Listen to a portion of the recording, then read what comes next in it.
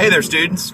On the drive home, I'm just going to talk a little bit about the Partitions of Poland. This is kind of a minor topic in European history, but at the same time, something that you need to be familiar with. Now, the Polish-Lithuanian Commonwealth, this was something that lasted from about the 16th to the 18th century. It was a constitutional monarchy, which means that there was a monarch, but he was severely limited in his power, which sounds awesome. In America, we're like, yeah, constitutions, yeah! But at the same time, it's not so good if you're surrounded by strong nations with absolute monarchs and big armies and all that kind of stuff. You know, it's all fun and games until you get taken over by three different people. So the Polish-Lithuanian Commonwealth is surrounded by three absolute monarchies. These happen to be the Enlightened Absolutists. You can check out my lecture on the Enlightened Absolutists by clicking here.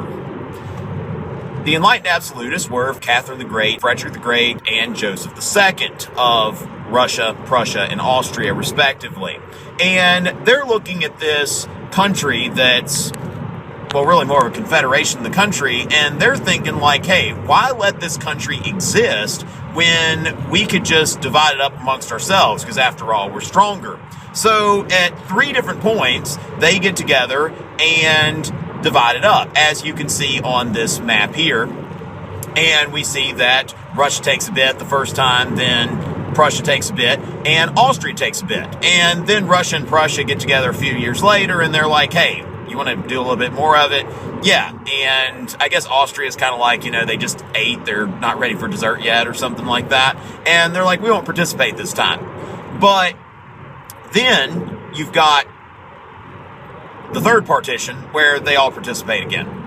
And so Poland, right before the third partition, they thought, hey, let's make our country a little stronger or something like that. And maybe we can stay alive or independent as a country. It's not like they're going to kill them. They're just going to take it over. Come on, Richey. So anyway, they approve a new constitution in 1791, and all the Poles are celebrating. They're like, woo, you know, like we got this new constitution. It's going to make our country stronger. But then Russia, Prussia, and Austria are like, no, we're not going to tolerate that because you were weak. So now that you're threatening to become strong, we're going to take you over all over again.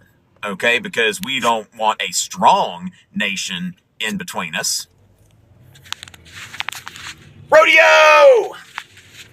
All right, so yeah, the partition of Poland really has nothing to do with the rodeo, but really the lesson that you'll get from this is that it does not pay to be a weak country surrounded by strong neighbors, because what are they going to do?